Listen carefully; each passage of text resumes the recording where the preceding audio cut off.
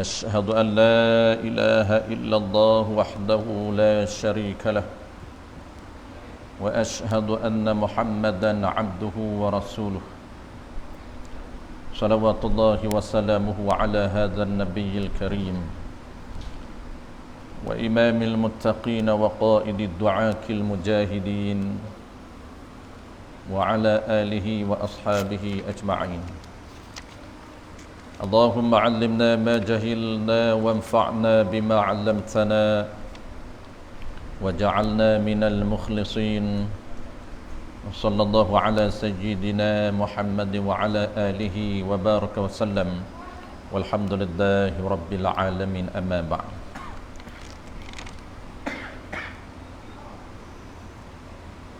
Terlebih dahulu marilah sama-sama kita menyatakan setinggi-tinggi kesyukuran kehadrat Allah Subhanahu wa taala kerana dengan limpah kurniaan Allah Subhanahu wa taala kita diberi kesempatan, peluang dan juga kekuatan oleh Allah Subhanahu wa taala sekali lagi untuk kita meneruskan pengajian kitab kita.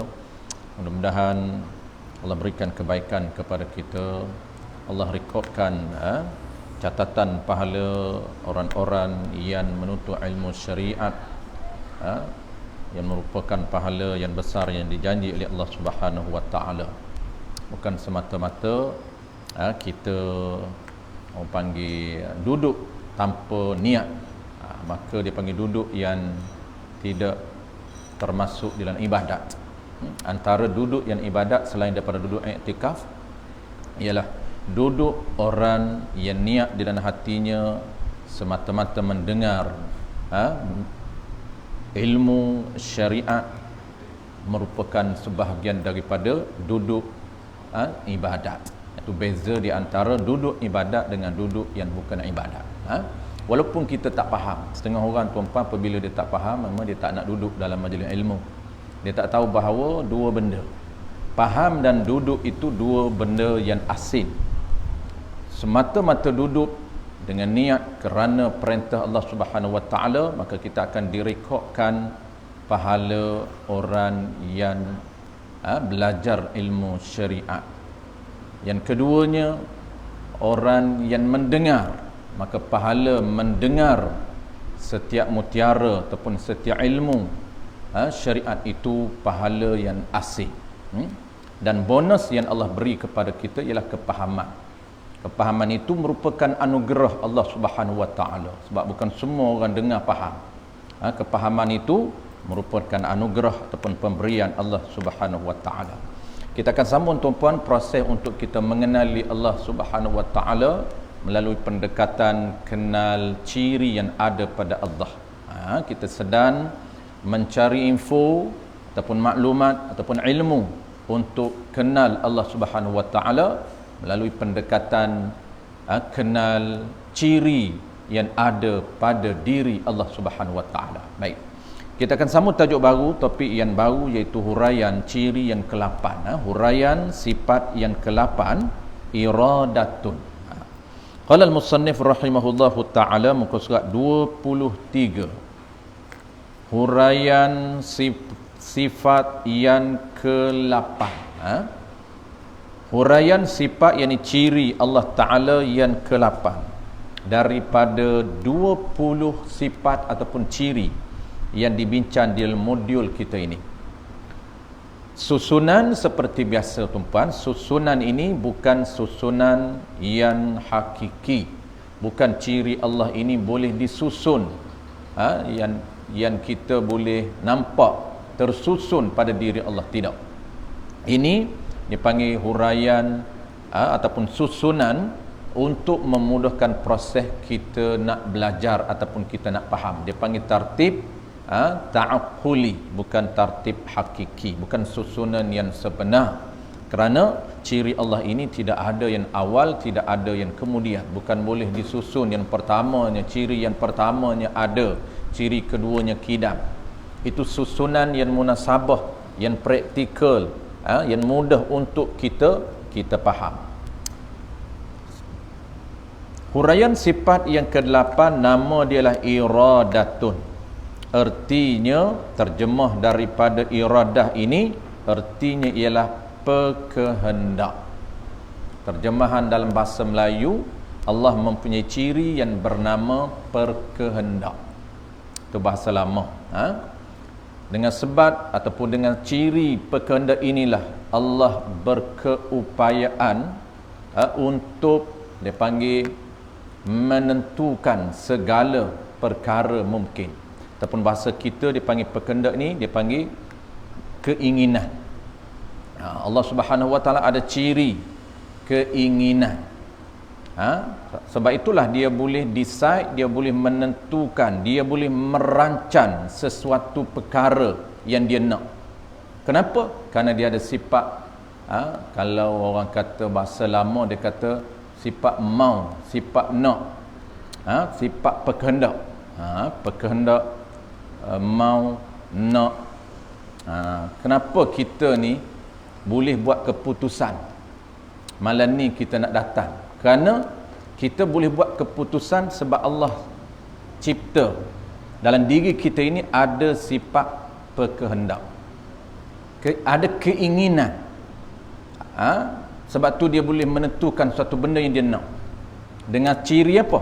Dengan ciri iradat yang ada dalam diri dia. Baik.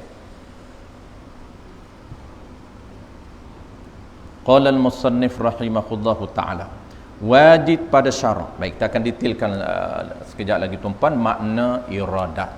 Makna iradat. Cuma secara umum, sebelum di bawah itu dia akan sebut sekali lagi makna iradat.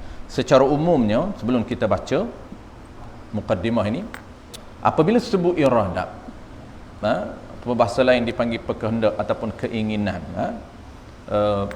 dia panggil apa? Dia panggil satu sifat, sifatun wujudiyatun qaimatun bizatihi ta'ala mukhassisun al-mumkina bi ba'di ma yajuzu alaihi. Itu dia panggil ciri iradah. Satu sifat yang ada pada diri Allah Ta'ala. Kita kena faham, pegang dalam hati kita, ciri yang nama iradah ini, yang nama keinginan ini, yang nama berkehendak ini, dia satu ciri, satu sifat yang ada, sifat yang sebenar-benar yang ada pada diri Allah, yang melekat di diri Allah, yang berada pada diri Allah. Dia berkeupayaan. Apabila adanya sifat ini dia berkeupayaan untuk menentukan segala perkara mungkin.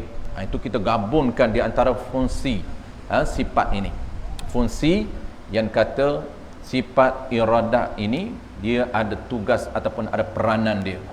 Ada bidang tugas yang dia boleh tentu. Perkara apa yang dia boleh decide. Bukan semua perkara yang dia boleh decide. Ya, hanyalah dia boleh menentukan perkara mungkin sahaja.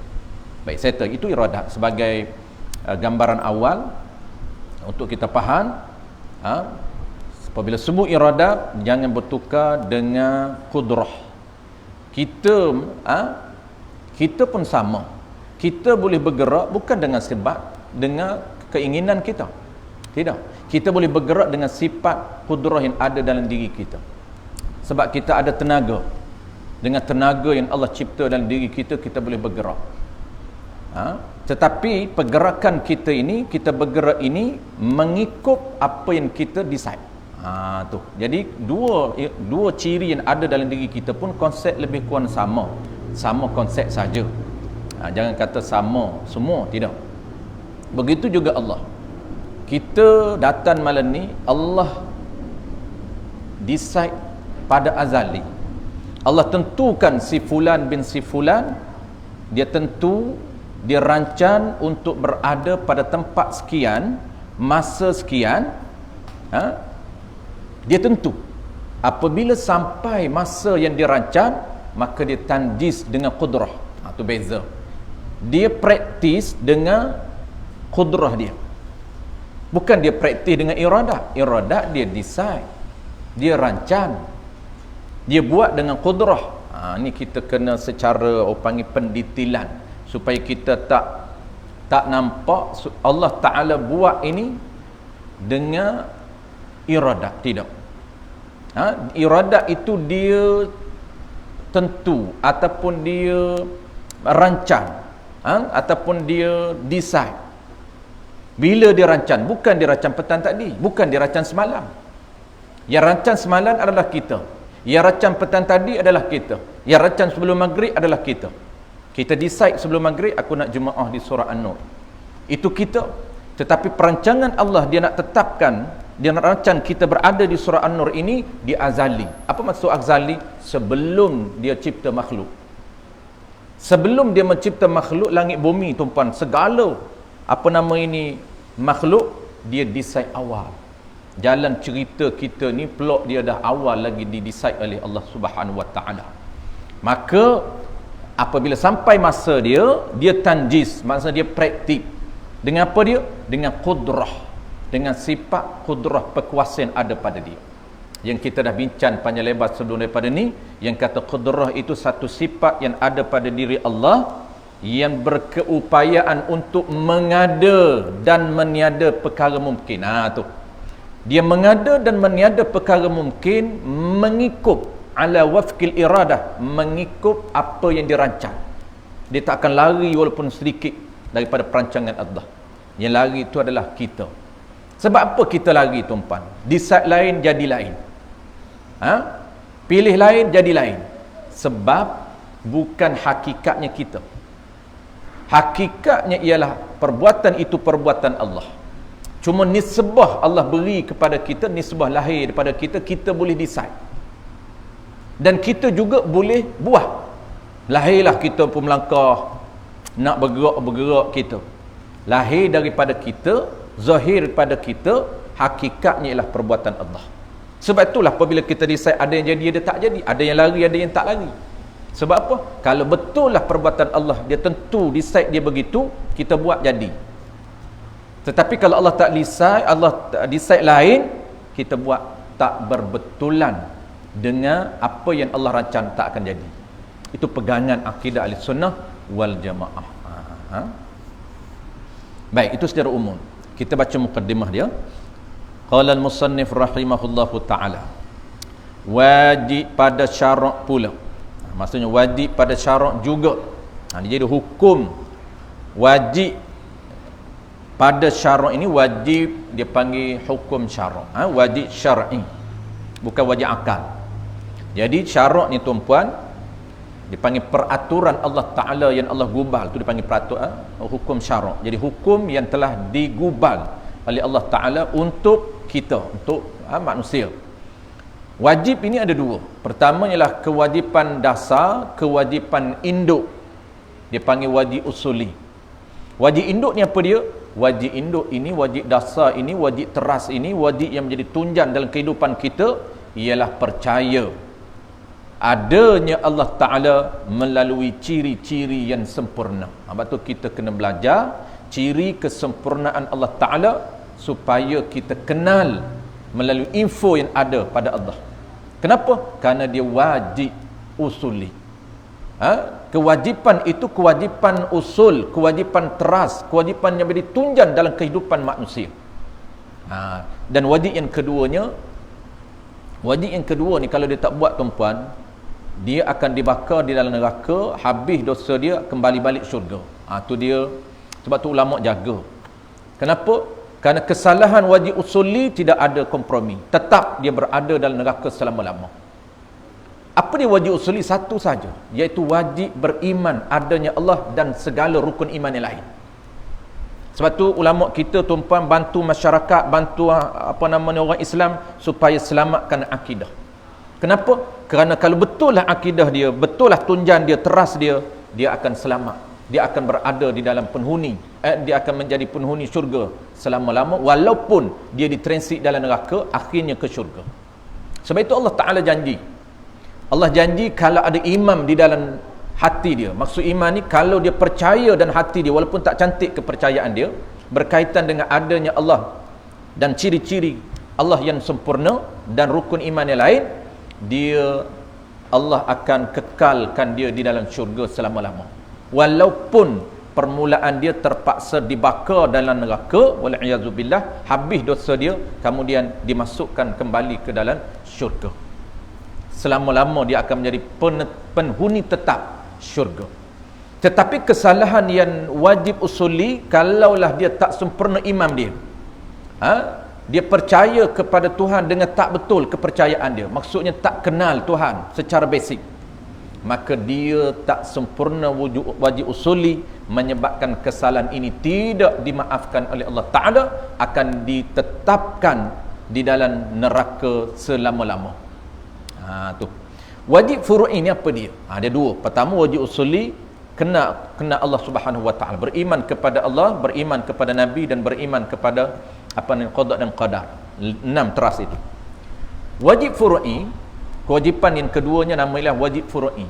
Kewajipan asal furu' ni dia panggil kewajipan rantim, yang tadi teras tunjang. Apa dia kewajipan rantim ini? Kewajipan dia panggil furu' ini, iaitu wajib melaksanakan segala ibadat yang Allah perintahkan. Yang ni kalaulah dia buat tak betul ataupun dia tak buat langsung, haram, tetapi tetap Islam dia. Maka kesalahan inilah yang dibakar di dalam neraka. Kenapa? Kerana perkiraan Allah Ta'ala, Allah Subhanahu Wa Ta'ala kira di padang mahsyar lebih dosa daripada pahala. Income dia ini banyak negatif daripada positif, maka menyebabkan cara Allah Ta'ala penaltinya ialah ditetapkan di dalam neraka selama mana mengikut dosa dia, mengikut tahun ini, tahun akhirat, mengikut dosa dia, kadar dosa dia. Apabila habis dosa dia dibakar, ditransit di dalam neraka, maka dikeluarkan dia, diletak balik di dalam penghuni tetap, dia akan menjadi penghuni tetap syurga. Itu janji Allah. Baik, dan wajib, ini wajib usuli, dan wajib pada syarat pula. Yang ni pula ni sebagaimana wajib beriman dengan ciri sebelum daripada ini, dengan ciri yang bernama qudrah, dengan ciri yang bernama wujub, sampailah qudrah. Ini sambung yang ke-8. Wajib itu atas siapa? Atas tiap-tiap mukallaf. Maksudnya kewajipan ini Allah paksa, bukan semua orang, Allah paksa ke atas mukallaf, yakni orang yang dipertanggungjawabkan oleh Allah hukum syarak. Siapa orang itu? 5 jenis. Pertamanya ialah orang yang akil, sempurna, dia tak gila. Yang keduanya balik. Dua ini dia panggil asas mukallaf. Kalau dia tak gila, dia dah balik, maka wajib ke atas dia mengenal Tuhan. Wajib cari ilmu sehingga dia kenal, dia faham yang kata Tuhan ini ciri dia iradah, dia faham yang kata Tuhan ini ciri dia nama dia qudrah. Faham dulu walaupun tak feel tu langkah yang seterusnya. Macam kita lah tuan-puan, sebut Allah tak rasa apa, Allahu Akbar tak rasa apa, tak rasa gemetar, tak rasa gerum, tak rasa rindu, tak rasa kasih, tak rasa apa pun, tak ada rasa something pun. Sebab info kita tak cukup untuk kita nak merasai dan nak menjiwai. Tapi tak apalah, janji kita walaupun tak rasa apa, tapi kita dah ada info. Kita dah ada info. Jangan kita tak ada info langsung, sebut saja info tak ada langsung, pun tak kenal langsung, kenal nama saja. Kenal Allah tu nama Allah, tak kenal ciri dia, sebutlah, dia tak akan rasa apa. Jangan tanya rasa, jauh lagi rasa, sebab info pun dia tak dapat, dia tak kelek, dia tak ada ilmu tentang ketuhanan. Jadi kita step by step, jangan langkau terus nak feel ni, dia paksa diri dia tuan-puan. Macam kita lah, hari ni dia ada orang yang dia paksa diri dia nak khusyuk, pejam mata, kononnya nak rasa khusyuk. Dia tak tahu khusyuk itu anugerah Allah Ta'ala dengan sebab dia melakukan proses. Dia tak buat proses untuk khusyuk, duk paksa dia pejam mata, lagi pejam mata dia lagi nampak benda lain. Tak khusyuk. Khusyuk jugalah, khusyuk benda lain. Khusyuk dia tak tahu apa dia. Apa khusyuk tu? Tak tahulah. Khusyuk laku. Khusyuk itu fokus. Khusyuk itu dia panggil ingat kepada perbuatan sembahyang. Tak ingat kepada Allah, ingat kepada perbuatan sembahyang, sekejap lagi nak rokok, sekejap lagi rakaat ketiga.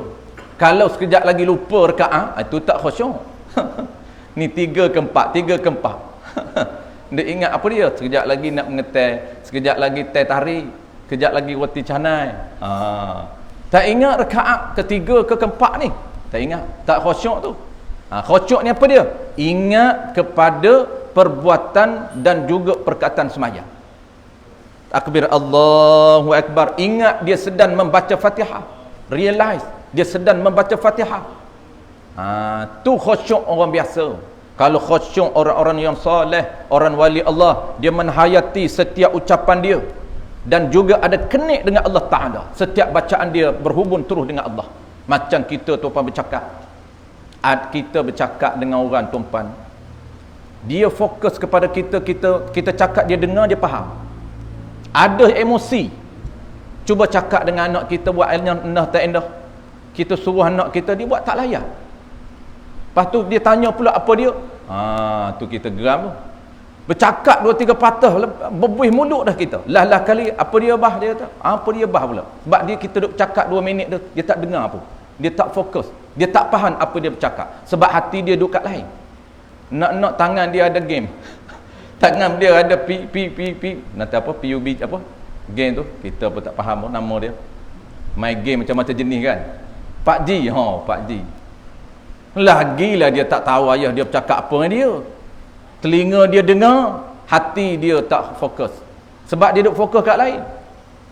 Macam kita dengan Allah Ta'ala, kita baca Fatihah, mulut saja membaca Fatihah, hati tak kenik dengan Allah. Sebab apa? Sebab kita tak capai lagi step kita khusyuk kepada Allah. Ada orang dia tak ikut proses nak paksa khusyuk. Tak boleh paksa. Dia bukan jenis buat-buat khusyuk ni. Kenal Tuhan juga bukan jenis buat-buat. Allahu Akbar, nak rasa kehebatan Allah, keagungan Allah, nak paksa rasa, tak datang. Sebut Allahu Akbar, dia tak rasa apa, dia tak rasa gerum, dia tak rasa hebat, dia tidak akan datang dalam hati dia kehebatan Allah Ta'ala kalau dia tak kenal. Tapi kalau kita kenal seseorang tu tuan-tuan, kita akan rasa keajaiban, kita akan rasa kehebatan nak duduk depan dia. Cuba kan kalau kita kenal Agum tuan-tuan, Tok Agum ni, kalau cuba kita bertemu dia duduk depan kita, rasa apa? Hebat tak rasa dia? Rasa kehebatan, kita kenal dia. Ada orang tak kenal tu, apa dia panggil cik je. Agum tolong, kan duduk viral tu. India, seorang India viral. Agum tolong, Agum berhenti, tengok dia accident. Dia panggil Kak Agum apa dia? Cik. Dia tak kenal yang kata Sultan tu. Tok Agum sekarang ni, dia tak kenal. Agong sekarang ni, Agong kita ni, Sultan Abdullah ni tuan-tuan, antara habit dia kalau accident dia berhenti. Berhenti, pemandu tu dia tak kenal apa dia kata Tok Agong. Dia panggil apa? Ucaplah terima kasih cik, terima kasih. Panggil cik, tak kenal. Macam kita lah, Nabi tak kenal, panggil Muhammad kat Nabi. Ya Muhammad, bahasa Arab. Ya, walaupun bahasa Arab, jangan panggil direct Nabi. Haram adab dengan Nabi, panggil direct, panggil gelaran dia. Kalaulah dia gelaran sultan, jangan panggil Pak Allah dia, panggil sultan.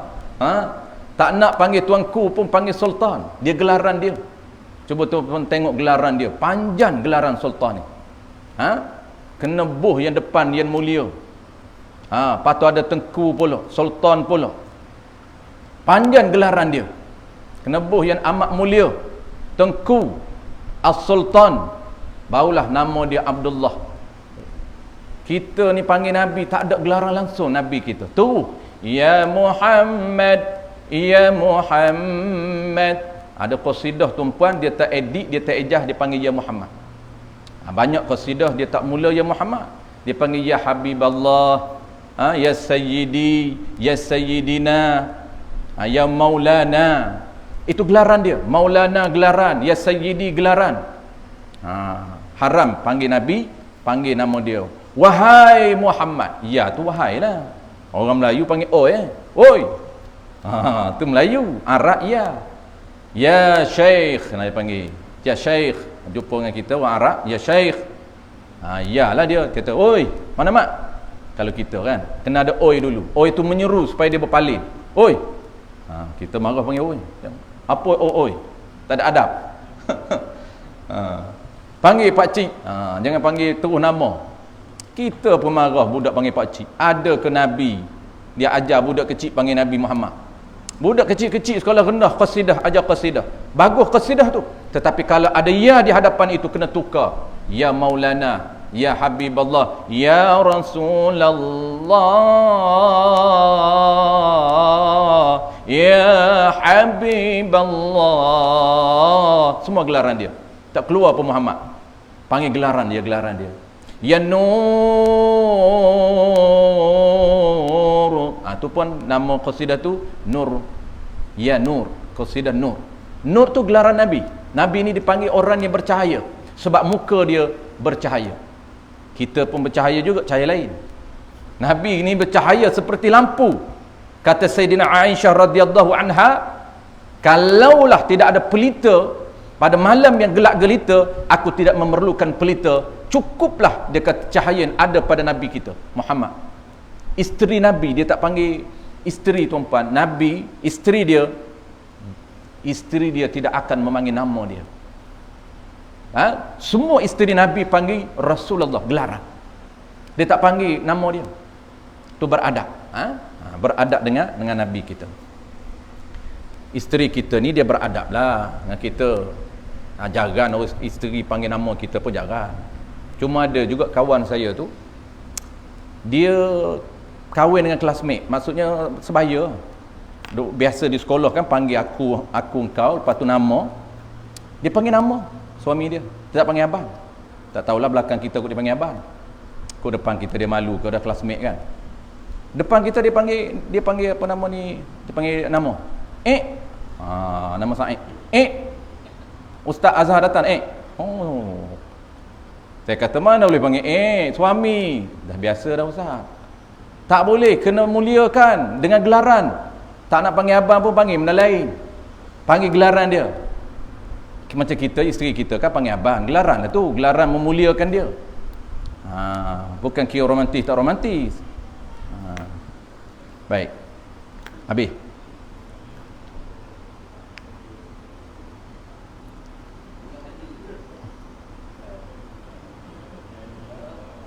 Wajib pada syarak pula atas tiap-tiap mukallaf. Apa yang wajib dia? Ni baru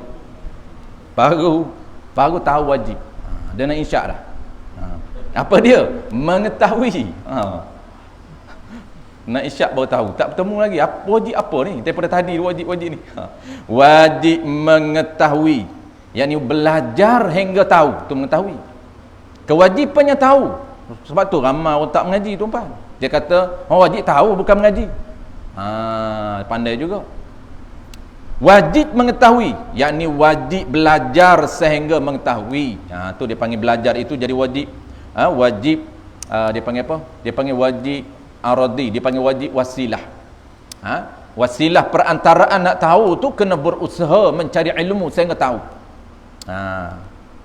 Serta tahu saja tak cukup, serta mengaku dalam hatinya, hati seseorang. Dia belajar tentang ciri Allah yang bernama iradah. Dia tahu sebab apa dia belajar. Maka dia tahu ataupun dia faham ini kena mengaku. Barulah jadi iman. Serta mengaku dalam hatinya, hati mukallaf itu mengaku tu dengan tentu ada di Allah Ta'ala, ada di zat Allah Ta'ala satu sifat yang bernama iradah. Itu kena mengaku, kena pegang. Mengaku ni pegang, percaya. Semua terma yang sama. Kena percaya dalam hati, kena pegang dalam hati, kena mengaku dalam hati. Apa yang mengaku? Mengaku tentang apa yang dia faham. Benda apa yang dia faham? Iaitu ciri Allah yang bernama iradah. Dia tahu, dia faham, kemudian dia pegang. Ada orang yang tahu tapi dia tak pegang. Dia tak mengaku pun apa yang dia faham. Dia tidak beriman, dia tak percaya apa yang dia faham, maka tidak dinamakan iman. Seperti sahabat Nabi. Apa nama sahabat Nabi? Seperti apa nama musyrikin Mekah. Dia kenal Nabi lebih daripada kita lagi. Dia ni dapat info ketuhanan dengan Nabi lain tuan-tuan. Power Nabi tak sama dengan kita. Jangan kata power Nabi tuan-tuan. Power sahabat ni tak boleh kita nak banding dengan orang lain. Apatah lagi power Nabi. Nabi dia bercakap ni tuan terus landing dalam hati kita. Aura dia lain macam. Jangan kata dia bercakap, orang tengok muka dia orang beriman. Ni hebat Nabi ni. Orang tengok muka dia orang percaya. Ni kehebatan yang kita tak sama Allah bagi. Kehebatan seseorang ni tuan tak sama. Nabi dengan sahabat, Nabi auranya lain macam. Kehebatannya sangat berbeza dengan sahabat. Dan sahabat sesama sahabat juga Allah berikan aura. Allah anugerah setiap orang itu ada kehebatan masing-masing. Kehebatan dari segi fizikal dia, kehebatan dari segi pertuturan dia. Dia bercakap sikit orang terus terima, orang terus percaya. Sahabat sesama sahabat. Begitulah tuan-puan, tabi' dan sampai kepada kita hari ni, ulama-ulama kita hari ni. Allah berikan masing-masing ada kehebatan dia. Nak cerita apa dia? Nak ceritanya, kalaulah dia faham, kalau dia tak percaya, tak ada iman. Dia kena percaya apa yang dia faham. Percaya dalam hati dia bahawa Allah ini sungguh ataupun memang betul-betul ada ciri yang bernama iradah. Okay. Arti iradah itu apa dia? Berkehendak ataupun berkeinginan. Baik, sikit lagi tuan-tuan. Firmanullah Ta'ala. Jadi ayat ni kita kena clearkan ni. Kita dah sebut sebelum daripada ni, kita akan ulang balik amalan ni. Mana dalil dia? Dalil yang kata Allah mempunyai sifat iradah, sifat keingin, berkehendak. Firmanullah Ta'ala, innama amruhu idza arada syai'an an yaqula lahu kun fayakun. Surah Yasin ayat 82. Artinya bahawa sesungguhnya pekerjaan ataupun urusan Allah Ta'ala itu apabila menghendaki ia Allah akan sesuatu. Menghendaki ni apabila dia merancang sesuatu. Innama amruhu idza arada, apabila dia nak. Tu dia panggil bahasa kita. Idza arada, apabila dia nak. Dia nak apa dia? Dia nak buat sesuatu.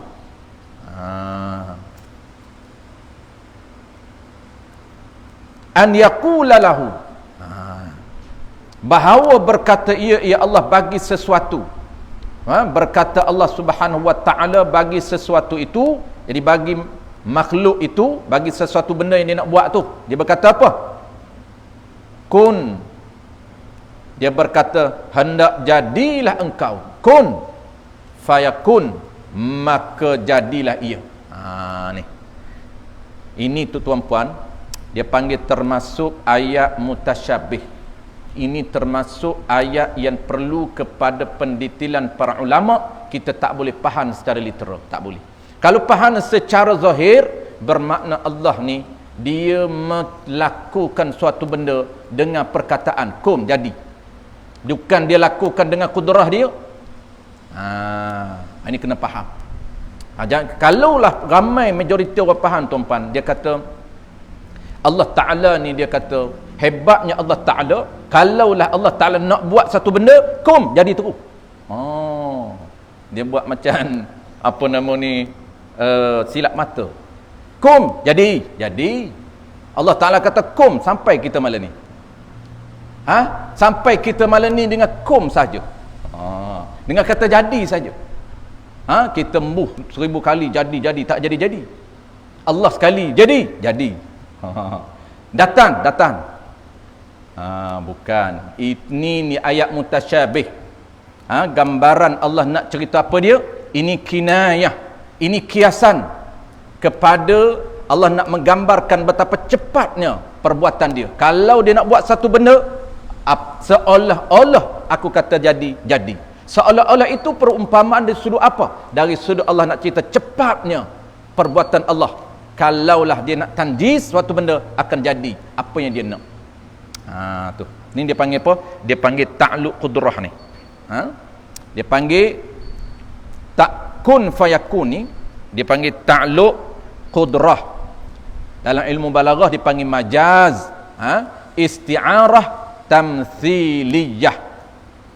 Nak menceritakan ataupun nak beritahu cepatnya ta'luq qudrah Allah, fungsi qudrah Allah. Pekuasa yang ada pada Allah itu, dia boleh berkuasa mengadakan suatu benda. Cepat dia, kalau dia kata dia nak, kalau dia decide nak, dia tanjis buat terus jadi. Tapi bukan bermakna dia buat satu benda tidak merancang terlebih dahulu, tidak. Dia tidak akan buat satu perkara yang dia tak rancang. Tidak berlaku. Iradah dengan kudrah ini, dia salin, orang panggil lengkap melengkapi. Apa yang kudrah buat berbetulan dan selari dengan perancangan dia, dengan iradah. Dan iradah ini juga, apa yang dia decide berselari ataupun berbetulan dengan pengetahuan dia. Dia tahu. Tiga ini dipanggil ciri tiga serangkai yang saling berkait dan saling lengkap melengkapi antara satu sama lain. Allah melakukan Allah mengadakan suatu benda, Allah mencipta suatu benda mengikut perancangan dia dan berada di dalam pengetahuan dia. Bukan makna dia buat satu benda dia tak tahu, tidak. Bukan makna dia decide satu benda di luar pengetahuan dia, tidak. Apa yang dia decide dia tahu. Apa yang dia buat juga dia tahu. Dan apa yang dia buat selari dengan perancangan dia dan berada di dalam pengetahuan dia. Inilah tiga ciri yang disusun oleh para ulama berurutan. Qudrah, iradah, ilmu. Kita akan belajar secara berurutan supaya kita faham. Kita nak beriman kepada qada qadar, rukun iman yang keenam. Kalau kita faham iradah, kita faham qudrah, bermakna rukun iman yang keenam sangat simple. Kenapa? Kerana rukun iman yang keenam beriman kepada qada. Ini beriman kepada perancangan Allah. Kenapa Allah boleh merancang? Kerana Allah ada sifat iradah. Jadi qada itu tumpang dia panggil ta'alluq ataupun dia panggil fungsi kepada ciri Allah yang bernama iradah. Sebab itu kalau faham qudrah, faham iradah, akan mempahamlah kita, akan jelaslah kita berukun iman yang keenam, iaitu beriman kepada perancangan Allah dan beriman kepada pelaksanaan Allah, qada dan qadar. Qadar apa dia? Qadar ini pelaksanaan Allah mengikut apa yang dirancang. Tidak akan berlaku di luar daripada perancangan dia, tidak. Apa yang dirancang di azali itulah akan berlaku. Maka apa saja berlaku atas kita topan, kita tenang. Kenapa? Karena kita tahu ini merupakan qada Allah, perancangan Allah, dan dia tanjis, dia praktik hari ini berlaku. Kita tenang menghadapi segala musibah. Kita tenang menghadapi segala ujian Allah Ta'ala, dan kita bersyukur. Syukur, tenang, sabar ini mudah untuk kita praktik apabila kita kenal Allah Subhanahu Wa Ta'ala. Tapi kalau kita tak kenal tuan-puan, tak boleh terima qada Allah. Musibah berlaku atas dia, dia melentin, dia rasa kecewa. Kecewa biasa ni itu standard lah. Jangan melampau sangat. Jangan kecewa berlaku satu perkara yang dia tak ingini sehingga dia lupa kepada perancangan Allah, itu salah. Tapi bukan salah kufur, tidak. Asas dia kena Allah Ta'ala. InsyaAllah apa saja Allah laku kepada kita, kita tenang. Kenapa tenang? Kita tahu bahawa dia ini adalah Tuan kita, Rabb kita, yang mengurus dan handle segala-galanya. Apa berlaku pada kita, semua dia handle, diurus oleh Allah Subhanahu Wa Ta'ala. Sedikit pun tidak ada keupayaan kita. La haula wa la quwwata illa billahil aliyyil azim.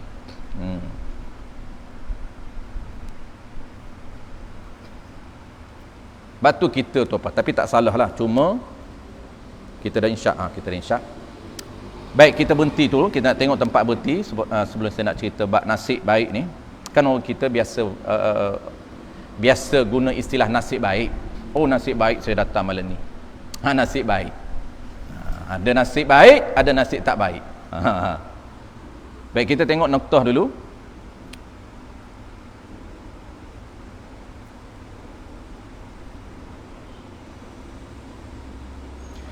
Maka jadilah ia, dan iradah itu ialah satu sifat yang ada, ia sifat di zat Allah Ta'ala. Kita berhenti situ, kita akan sambung bulan depan. Dan iradah ini dia nak detailkan makna iradah.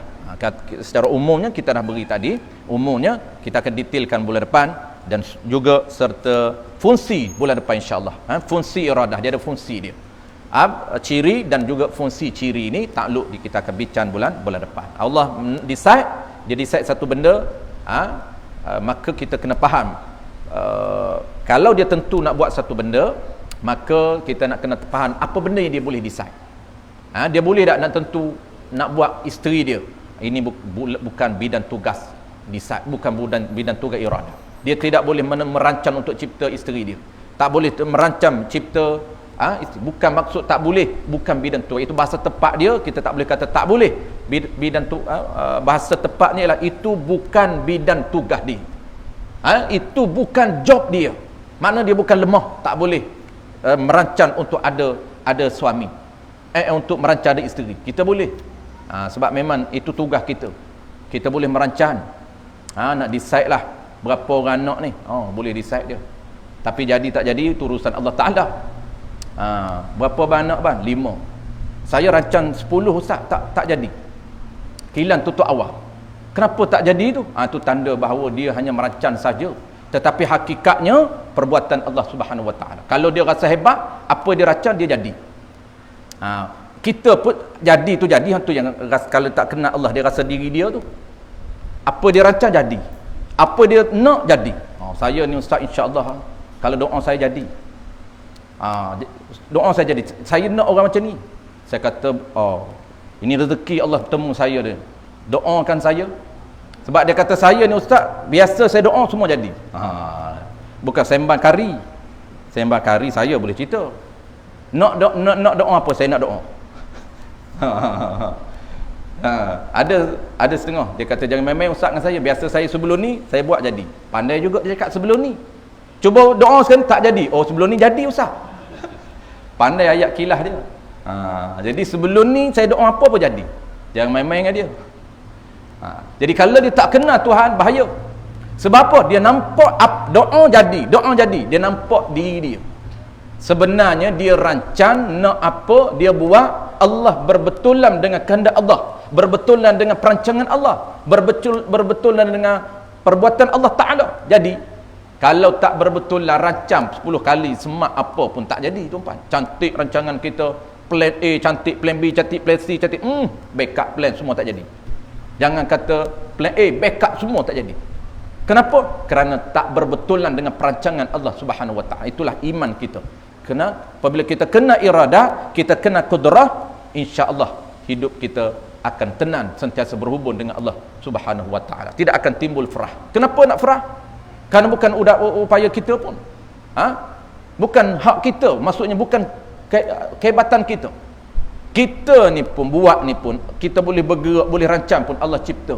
Allah cipta dalam diri kita nama iradah.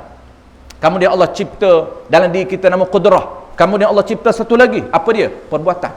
Perbuatan tu Allah cipta. Cuma lahir pada kita. Wallahu a'lam. Nasib tu kita akan bincangkan datanglah. Nasib. Nasib baik saya datang. Nasib baik saya tak pergi. Insya-Allah akan datang. Nasib baik saya datang malam ni. Boleh jumpa. Boleh minum. Tidak, memang tak pernah, tak boleh try teh tarik. Buah nasib baik. Bahaya tak kena ciri qada Allah, ciri qadar Allah, ciri iradat Allah, ciri qudrah Allah. Bismillahirrahmanirrahim. Alhamdulillah rabbil alamin, wassalatu wassalamu ala asyrafil anbiya'i wal mursalin wa ala alihi wa ashabihi ajma'in. Allahumma faqihna fid din wa 'allimna ta'wil waj'alna minal ulama'il 'amilin waj'alna minal mukhlisin. Wa sallallahu ala sayyidina Muhammad wa ala alihi wa baraka wa sallam. Walhamdulillahi rabbil alamin.